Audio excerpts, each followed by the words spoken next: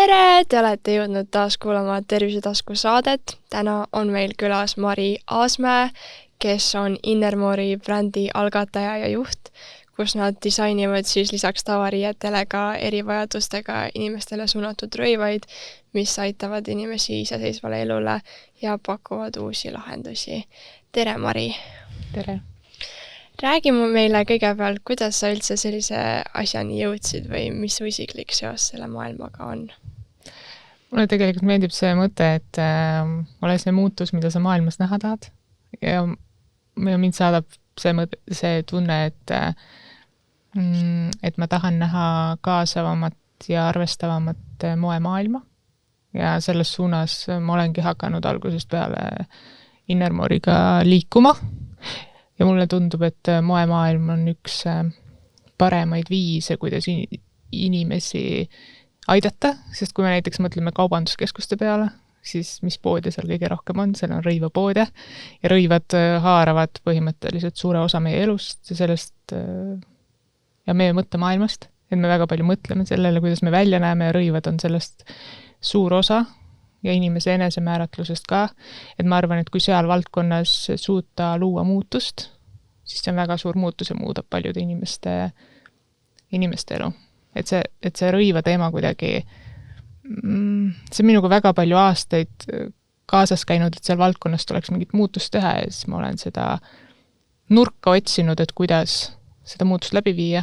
Ja siis ma arvan, Innermoriga ma nagu leidsin selle koha, kuidas seda muutust luua. Mis hetk see täpselt oli, kus sul esimest korda selline mõte tuli, et seda võiks teha? See muutus tegelikult tekkis minu mõttemaailma ja üldse, et midagi sellist võiks teha ülikooli ajal. Käisin kunagi Tehnikaülikoolis ja mul oli teaduskonnas üks noormees, kes on erivajadusega. Juhtumisi elasime ka samas ühikas ja me olid päris head sõbrad, et see sõprus andis mulle nagu sellise sügavama sissevaate, milline on erivajadusega inimese argipäev. Ma nägin neid rõõmusid ja kitsaskohtasid ja ma märkasin ka seda, et rõivastel on päris suur osa sellest, kuidas ta ennast tunneb ja sellest oli ka meil omavahel päris palju juttu. Ja ma arvan, et see oli see, mis kuidagi tekitas minust selle murdepunkti, et ma hakkasin tajuma, et nagu see on valdkond, kuidas ma saan panustada ja võib-olla inimesi ka aidata. Ja samuti tekkis mul arusaam, et tegelikult erivajadusega inimesed on, suur osa neist on hästi aktiivsed ühiskonnaliikmed tegelikult, et võib-olla meid täna tavainimesi saadab selline arusaam, et kui inimesel on midagi teistmoodi, siis ta on automaatselt nagu kuidagi ühiskonnaelust väljas. Aga tema oli hästi aktiivne, ta tegi kõike meiega, ma ütleks, võrdsel tasemel kaasa ja see kuidagi väga tugevalt liigutas mind. Ja selle juurde tuleb see huvi, et mul on alati olnud tahtmine teha midagi rõivastega, rõiva valdkonnas ja siis nagu need kaks asja kokku, et mul sealt tekkis see süke sügavam arusaam, pluss siis see mu enda huvi rõiva disaini vastu. Kui palju see sõber täna ise Innermori brändiga seotud on või kui palju te üldse läbi käite või kas ta teab, et kogu see bränd on temast inspireeritud ja et... Ja ta teab, me suhtleme temaga selles mõttes palju ja ta oli ka üks esimesi, kelle peal me selles mõttes saime nagu oma seda kontseptsiooni mõnes mõttes nagu testida, et meil tegime talle ühed esimesed rõivad üleüldse, et mõista, et kas sellest nagu saaks tegelikult inimesele abi olla. Et tegime ka talle ühe esimese komplekti, täna on veel unistus, et ma saaksin, mis on temast inspireeritud, et ma saaksin teha ka üle rõivaid, et kas mõne mantli või pintsaku, mis siis sobiks talle, kui ratast oli inimesele. Et kindlasti see soov on ka seal algusest peale minuga kaasas käinud, et see on ka temast tugevalt inspireeritud. Kuidas seda elu mõjutanud on või kui me üldse räägime erivajadustega inimestest, siis mis mured tavariietega on või mis vajakakohti tavariietes on, mille peale kõik võib-olla ei oska mõelda? Üks, mis mulle on tegelikult silma jäänud, on just nende inimeste puhul, kes soovivad olla võimalikult iseseisvad, vaatamata oma võib-olla mõnele erivajadusele. Et siis tänane rõivas on selline, et tegelikult ei toeta jaekaubanduses olev nii-öelda tavapärane rõivas, ta ei toeta tegelikult seda iseseisvat hakkamasaamist. Et kas või selline väike asi nagu nööbid, et kui sul on jäsemetega kuidagi, kas käed ei kuule sõna või nendes ei ole nii palju lihasjõudu võib-olla kui tavainimesel, siis juba see nööpide kinnipanek võib olla suur probleem, aga kui sa nagu sellest saad üle, siis sa tegelikult saad triiksärgi ise selga ja see muudab päris paljut. Või kas või tualetis käimine, et kui püksid on sellised läbimõeldud, et sa võib-olla saad need kergemini kuidagi jalast ära või jalga. Et ma arvan, et just see iseseisvuse aspekt, et läbi nende rõivaste saab päris paljudele inimestele anda juurde iseseisvat hakkamasaamist ja seda ka enesekindlust, et nad näevad esteetilised ja kaunid välja, et nad ei pea kuidagi oma elu dressipükstes veetma sellepärast, et midagi muud ei ole nagu mugav selga panna. Mis lahendusi teie riided siis kasutavad? Me kasutame erinevaid magnetkinniseid, et näiteks ka see sama triiksärk, et see on tehtud, kõik on magnetid, et selliseid lahendusi, siis trukid erinevates kohtades, lukud, mis saaksid abistada. Ja samamoodi valime ka nahasõbralikke kangaid, et arvestame sellega, et võib-olla inimese nahk on tundlikum ja et et see kogemus naha vastas oleks võimalikult mõnus, mugav ja et ka rõivad hingaks. Sest kui sa istud näiteks päev läbi toolis, siis paratamatult tekib nagu süke umbsem olemine nende rõivaste sees, kui need materjalid on sünteetilised. Kui sul nüüd see mõte tuli, sa otsustasid, et sa hakkad seda brändi tegema, siis kuidas sa üldse hakkasid enda esimest toodet disainima või mis see oli või millised valearusaamad või sellised alguse võlud sind saatsid? See disainimise protsess Innermori jaoks on alati olnud niimoodi, et ma tegelikult olen vestelnud päris palju inimestega, kellel justkui ongi mingid keerukused rõivastumisel. Ja ma olen hästi avatud meelega proovinud kuulata, et mis mured neil on. Ja siis sealt on tulnud mu inspiratsioon. Et need on tulnud nagu sellistest päris elu vestlustest ja üks esimese asja oligi, me tegime ühele Radostoli noormehele sellised püksid, mida oleks, kuna teda oli vaja nagu abistada, et need pükse saaks kergemini jalga panna. Tegime sinna erinevad lisad, et see protsess saab alguse päriselu vestlustest, kuulamisest ja siis mul on tehniline konstrueerija, kellega koos me siis hakkame mõtlema, et võtame mingi probleemi, mingi lähtekoha ja siis hakkame mõtlema, et kuidas seda siis lahendada. Ja kindlasti on hästi oluline see, et need rõivad oleks esteetiliselt kaunid, et ma alati seda hästi rõhutan, et me ei tee mingeid mehaanilisi disaine, mis näevad kuidagi ebaloomulikud välja. Et me peame leidma need kohad, et see toode oleks ühtviisi funktsionaalne, aga samas kaunis. Et peale vaadates just, kui sa ei peakski kaugelt aru saama, et see on mingi eriline rõivas. Kui paljud inimesed täna teie riideid kannavad? Tulime oma e-poega välja alles nüüd 2025 kevadel. 22 aastal hakkasin ma teadlikumalt selle kontseptsiooni ja üldse ettevõttega tegelema. Et täna on meil tagasiside selles mõttes peamiselt testklientide kogemustest, sest meil on iga toote jaoks on testkliendid, kes testivad, annavad tagasisidet ja nüüd 2026 aastal oleme juba algatamas mõningaid koostöösid, kus siis võiks tulla päris selline klientide tagasiside ja kogemused, kuidas nad siis abi saavad. Mis testklientide tagasiside on olnud ja kas on ka mõned negatiivsed kommentaarid või midagi, mis inimestele ei ole sobinud? Selles suhtes ma ei teagi, kas see on negatiivne, pigem on olnud selliseid täiendusi ja täpsustusi mingite asjade kohta ja küsimusi, et kas saaks ka nii teha või et see aitaks rohkem. Ja ma ütleks, et võib-olla mis meie puhul või Innermori puhul ongi täna see, et meil on praktiliselt iga toote kohta nii-öelda olemas päris inimese nagu ettepanek või kogemus, mida me saame tuua näiteid, et mida me oleme nagu teinud sellepärast, et keegi on öelnud, et päris nii see ei tööta hästi nagu praegu algselt on. Ja see ongi see testimise mõte, et me saame selle tagasiside, siis me teeme muudatused enne, kui me paneme need tooted nagu päris tootmisesse ja e-poodi üles. Et ikka on tulnud neid tähelepanekuid ka, et võiks kuidagi teistmoodi olla. Aga täna on juba valmis produktid e-poes olemas ja võimalik tellida kõik, kes vaatavad ja mõtlevad, et tunnevad ennast ära. Yeah. Aga kui näiteks need probleemid ongi nii inimese ja täpse olukorra ka erinevad, siis kui lihtne üldse on mingit standardvormi teha või et kas on ka tunne, et see peaks kuidagi spetsiifilisem olema või keda praegu teie riided kõige rohkem aitavad? Sellega ma olen nõus, et nii palju on, kui on inimesi, on erinevaid muresid ja need kohati on hästi spetsiifilised, aga Innermore on loodud mõttega, et me kuidagi saaksime suunata laiemat moemaailma kaasavamalt mõtlema. Ehk siis meie seisukoht on olnud see, et me ei taha teha spetsiifilist rätsepatööd, vaid me tahamegi näidata, et ka nii-öelda tavaline moebränd saab midagi oma toodete puhul teha nii, et need aitavad rohkemaid inimesi.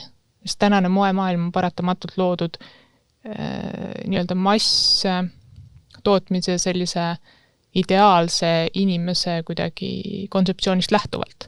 Aga inimesed on väga erinevad ja me tajume seda ka ise, et on väga erinevad ja kõiki spetsiifilisi vajadusi kindlasti Innermore ei suudagi täna lahendada ja me saame sellest aru ja oleme teadlikud, aga me proovime leida selle kuldse kesktee, mis aitaks võimalikult paljusid inimesi. Et näiteks täna on meil midagi juba pakkuda inimestele, kes on ratastoolis, kellel on mingid motoorika ja jäsemete probleemid, et selles mõttes väga spetsiifilisi muresid me ei suuda lahendada, aga me suudame pakkuda midagi sellistele vähem spetsiifilistele võib-olla erisustele.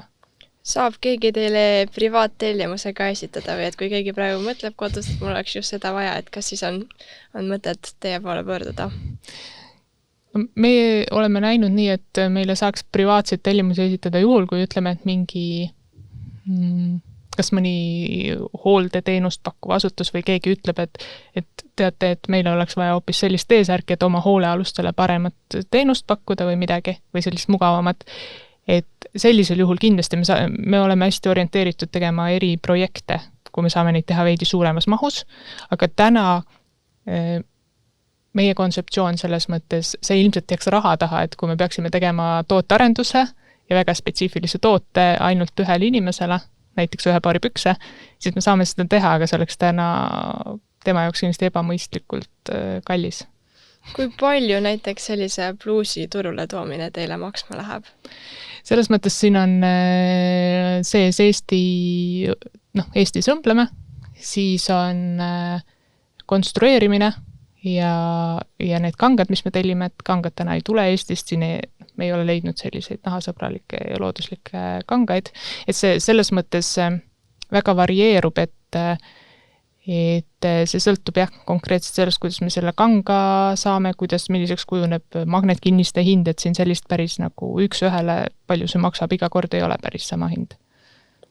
Kas sa arvad, et neid lahendusi, mis te välja töötate, et neid on võimalik ka laiemalt kasutada või see üldiselt jääb liiga kalliks ja keeruliseks?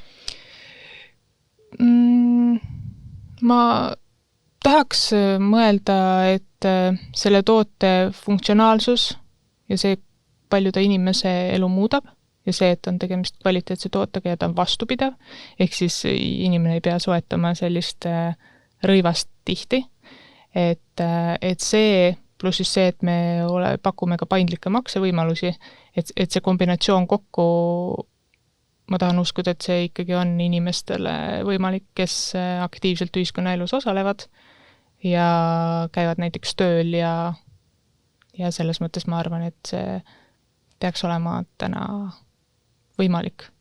Ja kindlasti me otsime ka tulevikus viise selles mõttes, et muuta need rõivad veel enamatele inimestele kättesaadavaks. Kui me räägime moemaailmast üldisemalt, siis mis siin kõige rohkem praegu ennast vihale ajab või millega sa veel täiesti rahul ei ole? Ma arvan, et kõige rohkem mind võib-olla isiklikult ärritab see, et ma näen seda, see ei ole ainult moevaldkonna küsimus, aga hästi sellist kitsarinna kitsarinnalist lähenemist, et kuidagi ei taheta või ei julgeta mõelda kastist välja või ei tunta üldse vajadust, et me peaksime kuidagi laiemalt mõtlema. Et mingi mudel on ees, mida aastaid on järgitud, kõik on kuidagi ühtemoodi tehtud, et kui ka sihtgrupp ja kõik see, et mulle tundub, et täna võiks olla aeg sealmaal, et me mõtleme palju laiemalt ja me kaasame ikkagi erinevaid inimesi, erinevate inimeste vajadusi, et nagu seda koosloomet ja kõigi kaasamist võiks täna juba olla palju rohkem, ka sihtgrupi mõttes. Samamoodi erivajadusega inimesed võiks olla juba, ma näen, et nad võiks olla juba palju rohkem kaasatud kõikvõimalikesse disainiprotsessidesse näiteks. Et enam ei peaks ütlema, et aga erivajadusega inimesed on ju ka või kuidagi. Et see kitsarinnalisus võib-olla häirib mind. Kui sa saaksid täna mõne suure moefirma üle võtta, siis mis oleks esimesed muudatused või kuidas see poolt nüüd erineks? Ma ei teagi, kas ma tahaks üle võtta. Ma võib-olla mõtleks, et ehk me suudame nagu oma eeskujuga kuidagi positiivselt mõjutada, et võib-olla kellegi suund tulevikus hakkaks loomulikul teel muutuma, aga kui ma vastaks, et mida ma nagu disainis tervikuna näeks, mis võiks muutuda, et kõik disainiprotsessid võiks minu arvates alustada neid hoopis teisest nagu kohast, et küsida, et kas see minu loodud mingi projekt või rõivas või ma ei tea, kas või restoran, et kas see erivajadusega inimesed saavad siia, kas nad saavad ka seda minu teenust tarbida.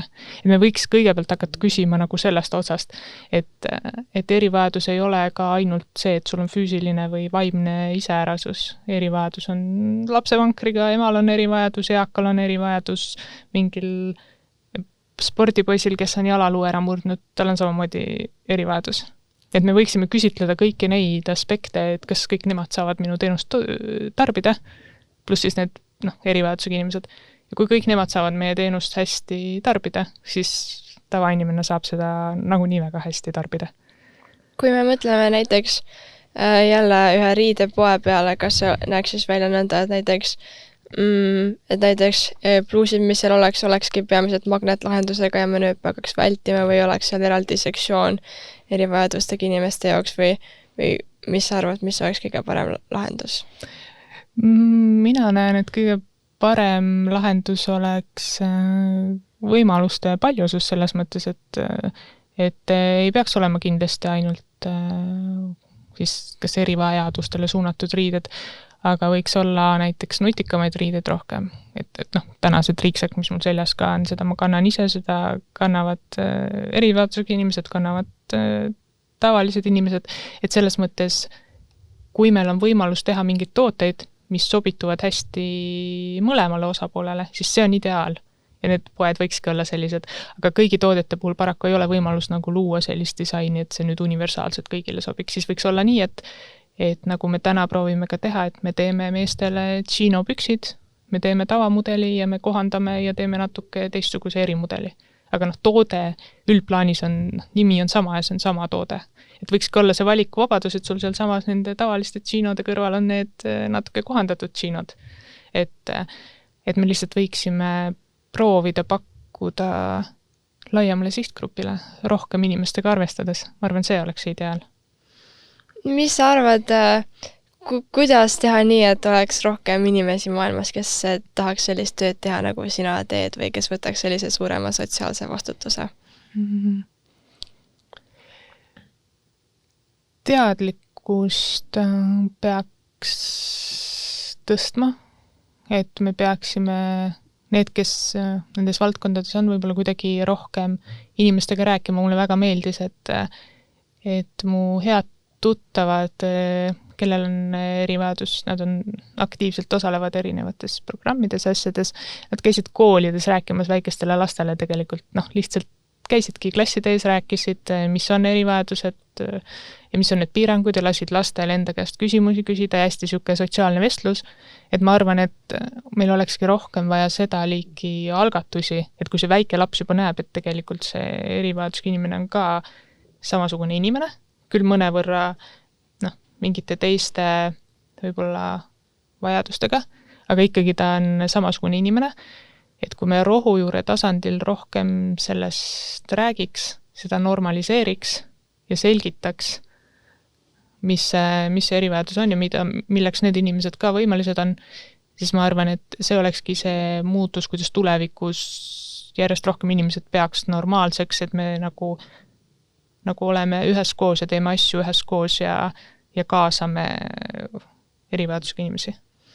Mis sa arvad, mis on võib-olla kõige suurem erisus erivajadusega inimese igapäevaelus, millest tavainimene üldse ei mõtle või aru ei saa? See mulle tundub, et see on, et me ei kujuta ette, kui palju võivad lihtsad igapäevased toimingud nõuda lisaenergiat ja lisaaega, kui sul on mingi erivajadus.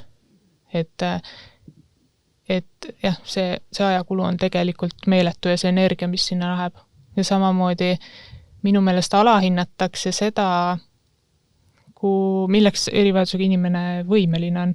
Et ma enne siia tulekut korra vaatasin statistikat ka, et meil on sügava puudega inimesi, ehk need on need inimesed, kes tegelikult vajavad kõrvalist abi ja ei suuda nagu üldse ühiskonnaelus osaleda, et meil neid on kuskil 9 või 10%, ülejäänud 90% tegelikult on sellised, et kui neil on loodud ligipääs, kui neil on olemas vajalik tugi, siis nad suudavad ühiskonnaelus osaleda.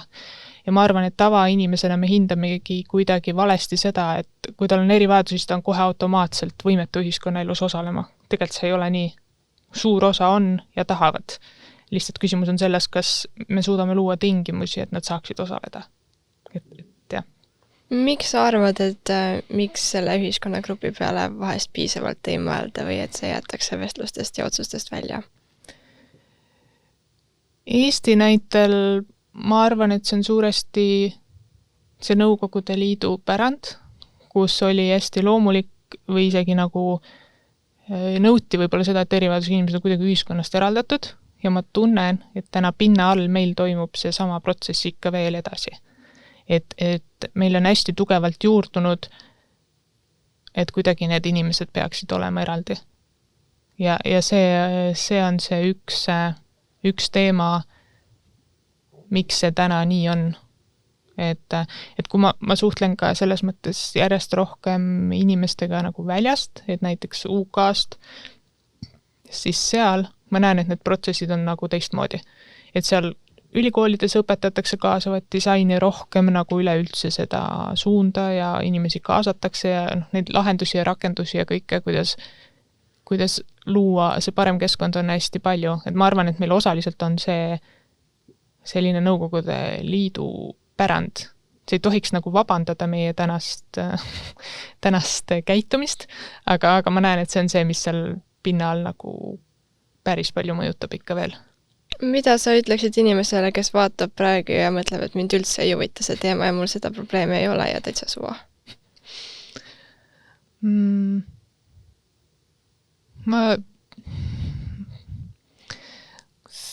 Võib-olla ma pigem nagu küsiks nende käest, et sõltuvalt sellest, kus valdkonnas nad toimetavad või et kui keegi ütleb, mul on suva, mind see ei puuduta, mis on tänane reaalsus, tegelikult see peamine reaalsus, et öeldakse hästi kiiresti, et mind see ei puuduta. Ja tunne on täna see, et see puudutab ainult siis, kui sa pead andma kas abi erivajadusega inimesele või sul on endal see erivajadus. Et täna on see nägemus see, et see puudutab ainult sel hetkel. Aga tegelikult ma tahaks küsida seda, et mis elutasandil see ei puuduta, et kui sa oled ettevõtja, sinu restorani tulevad ka erivajadusega inimesed või et mu küsimus oleks, et kuidas nagu saab väita, et see ei puuduta ükskõik, mis eluvaldkonnas sa tegelikult täna toimetad, sa ikkagi puutud selliste inimestega kokku, sest sa paratamatult kas näed neid või moel või teisel või osutad neile ikkagi teenust, et selles mõttes ma arvan, et sellist võimalust ei puutu kokku. Lihtsalt tuleks tunda huvi ja mitte vabandada ennast välja sellega, et aga ma ei tea või ma ei ole kokku puutunud, et see ei ole häbiasi, kui sa ei tea või ei ole kokku puutunud. Aga ma arvan, et ei ole hea toon, kui sa ei viitsigi aru saada. Huvi tuleb tunda. Kuidas panna neid inimesi huvi tundma? Või et kui me räägime, et praegu selliseid sobivaid lahendusi päris paljudes valdkondades veel ei ole, siis ilmselt ongi suuresti sellepärast, et inimesed, kes ei puutu sellega kokku, et neil otseselt ei ole vahet või et selle peale ei mõelda või et kuidas seda muuta või et ma kujutan ette, et isegi kui sellest teemast rohkem rääkida, siis see, keda ei huvita, see ikka ei kuula.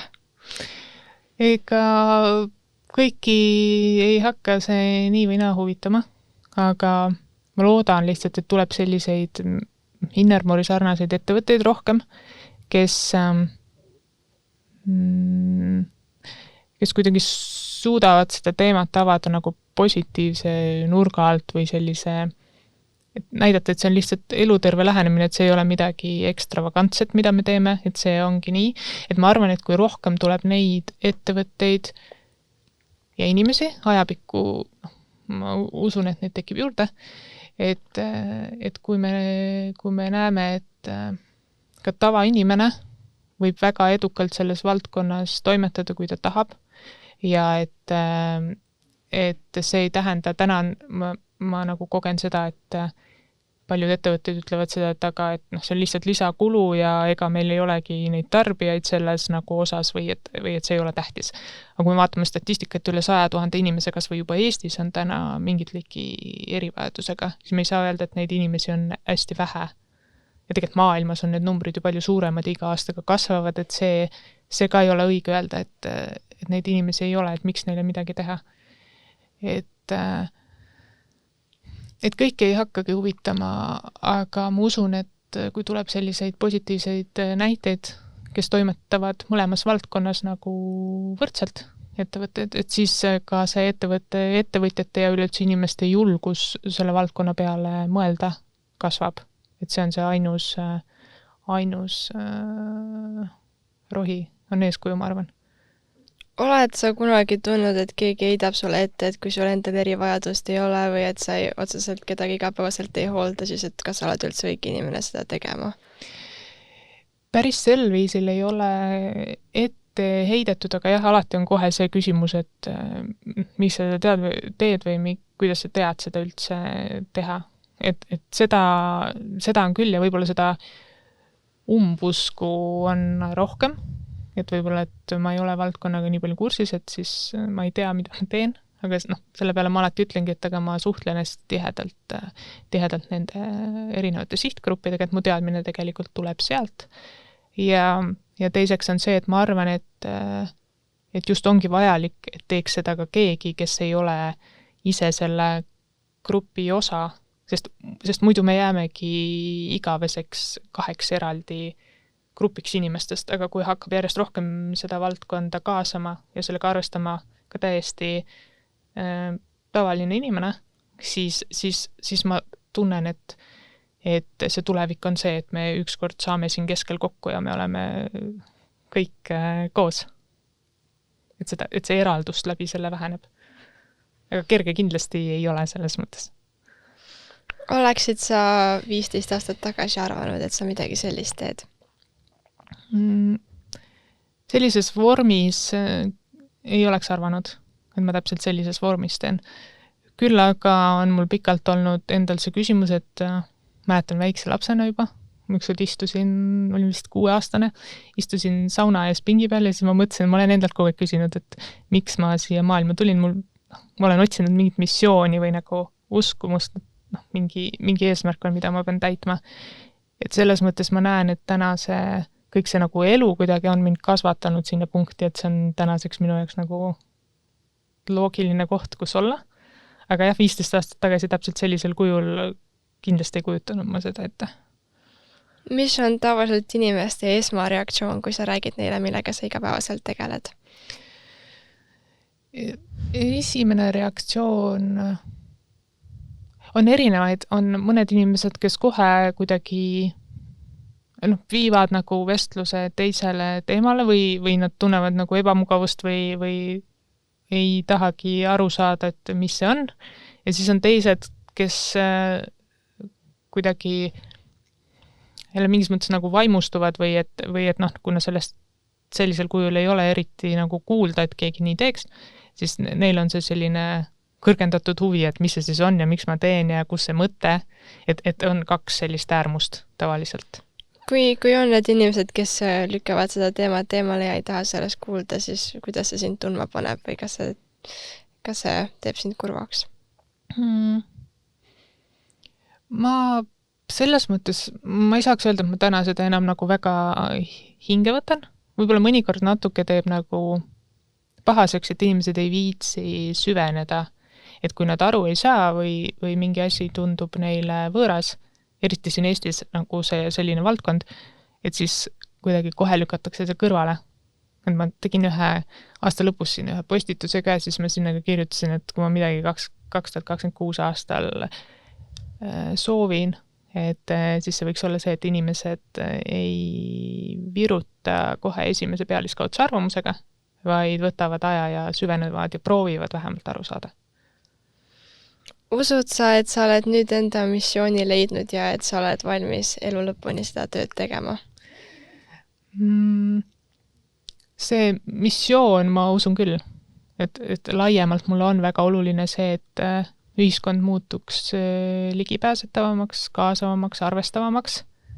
See ma tunnen, et on minu jaoks siuke veidi hasart ja südames nagu oluline, et see missioon kindlasti jääb kujul või teisel. Kas see formaat on nüüd elu lõpuni täpselt selline, et ma teen neid rõivaid sellisel kujul või teen ma midagi muud, et see vorm võib muutuda, aga ma arvan, see missioon küll jääb.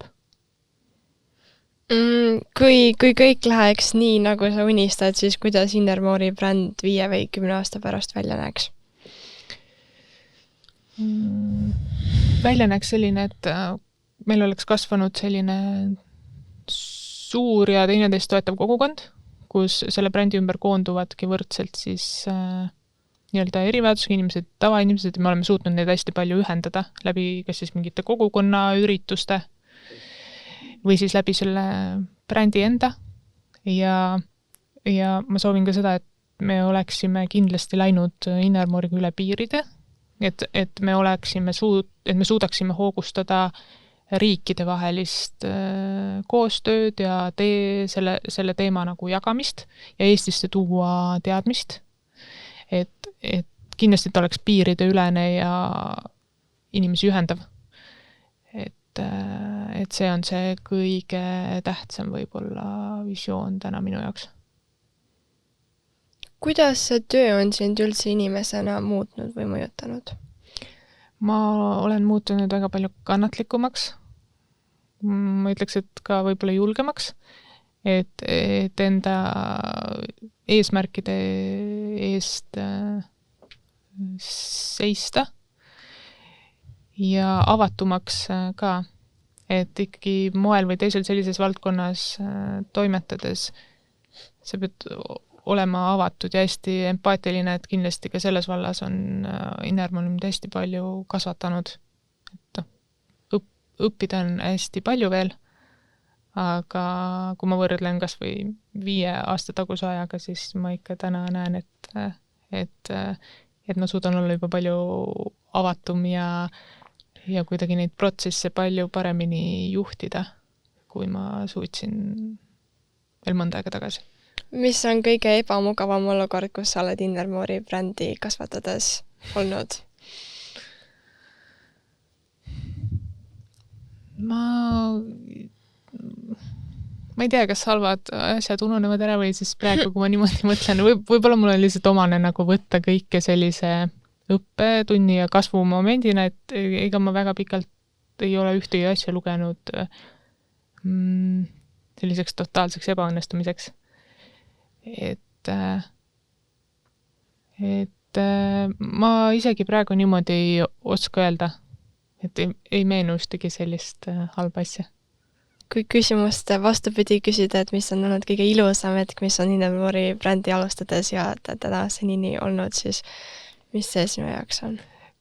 Võib-olla selle tajumine, kui palju tegelikult inimesi mulle taustal kaasa elab, et isegi kui alati neid, mis ma ütlen, kui alati see nagu välja ei paista, siis tihtipeale ikkagi juttudes ma jälle saan aru, et kui palju seal taustal on neid inimesi, kes tegelikult väga hindavad seda, mida me teeme, et see on see, mis teeb tegelikult palju rõõmu ja siis ka, kui mõni inimene ütleb, et siin hiljuti oli ka, et ütles, et et mul ei ole selle särgi kohta tõesti mitte midagi halba öelda, et sellega on nagu, et ongi ülihea olla.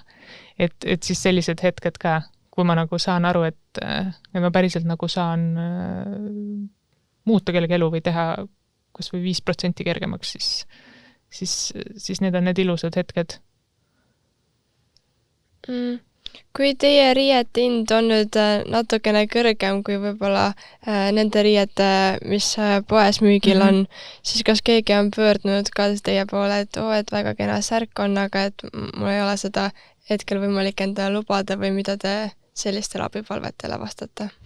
Meil ei ole täna olnud sellist kogemust, et selles mõttes ma ei oska öelda, mis see lahendus täpselt oleks. Samas olen ma seda meelt, et kellelegi ei peaks jääma meie toode kättesaamatuks, kui ta tunneb, et see tõesti teda igapäevaselt aitaks. Osaliselt, mis ma olen teinud, olen loonud võimaluse, et on ka mitmes osas maksmise võimalus ja et selles mõttes ma olen seda meelt, et alati võib tulla ja rääkida ja nagu ükski asi ei jää lahendamata. Et me kindlasti leiaks mingi lahendus. Et kõik, kes tahavad, saavad endale kauni garderoobi lisanduse. Ja, et eelkõige me oleme ikkagi sellel eesmärk on luua muutust. Ja kui see on asi, mis kellegi ellu saab tõsiselt muutust tuua, siis see ei tohiks jääda loomata.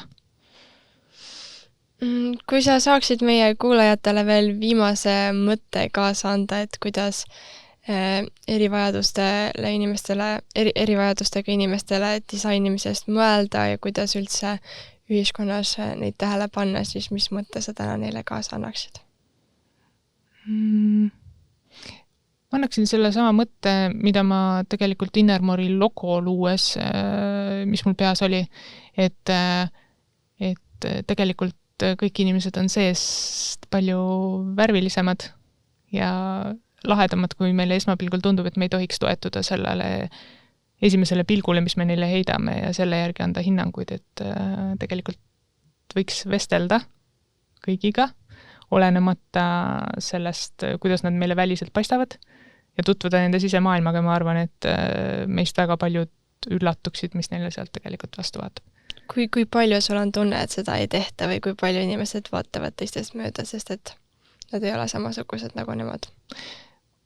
Ma arvan, et seda on täna kahjuks väga palju, aga ma proovin ikkagi olla optimist, et mida aeg edasi, seda rohkem me igas mõttes, kas siis enesearengu mõttes inimesed ise või siis ka teisi väärtustades, et me ikkagi oskame seda järjest rohkem teha. Kui palju sa ise tunned, et kui sa inimest esimest korda näed, et kui palju eelarvamusi sul selle põhjal tema kohta on? Mul on jäänud neid täna oluliselt vähemaks. Ma kindlasti valetaks, kui ma ütleks, et mul ei ole mingites eluetappides olnud neid oluliselt võib-olla rohkem, sest ma olen ka kokkuvõttes ikkagi inimene. Aga täna see töö, mida ma teen, on toonud mind palju lähemale sellele, et ma enam ei taha anda hinnanguid välise põhjal. Mis piirini see on okei? Näiteks, kui sa näed sellist naeratavat inimest, siis sa võid teelda, et lõbus inimene, kellega ma lähen rääkima, kui on tõsine, et siis võib-olla ei lähe või et kas sellisel tasandil see on ju vist veel okei? Või mis on sinu arvamus? Jah, selles mõttes, mingis mõttes peab ka usaldama kindlasti sisetunnet, et kui mingi inimene ikkagi tundub, et ta üldse kuidagi ei klapi või mulle ei sobi, siis vägisi ei pea ennast ka suruma kellegagi suhtlema, aga ma arvan, et lihtsalt ka erivajaduste kontekstis, et lihtsalt sellepärast, et keegi on ratastoolis, et siis ma ei lähe temaga vestlema, sest ilmselt meil ei ole millestki rääkida või tal ei ole mulle midagi rääkida. Ma arvan, see on see, mida ei tohiks kindlasti teha, sest mul on täna fantastilisi kogemusi, kus mind inspireerivad palju rohkem võib-olla need inimesed ja nende teotahe ja motivatsioon kui see, kui ma räägin lihtsalt võib-olla endasuguse inimesega. Et see on see piir, ma arvan. Armas Mari, suur aitäh sulle! Aitäh! Head Tervisetasku kuulajad, ma loodan, et te oskate nüüd riietele mõeldes rohkem mõelda ka sellest, kuidas need riited mõjutavad erivajadustega inimesi ja et te õpite enda ümber olevaid inimesi rohkem märkama. Ja kellele meeldib see, mida me teeme, siis kindlasti vaadake ka tervisetasku.ee veebilehte, kus on rohkem infot ja artikleid ja kindlasti vaadake ka Innermore'i brändi ja rääkige sellest enda sõpradega.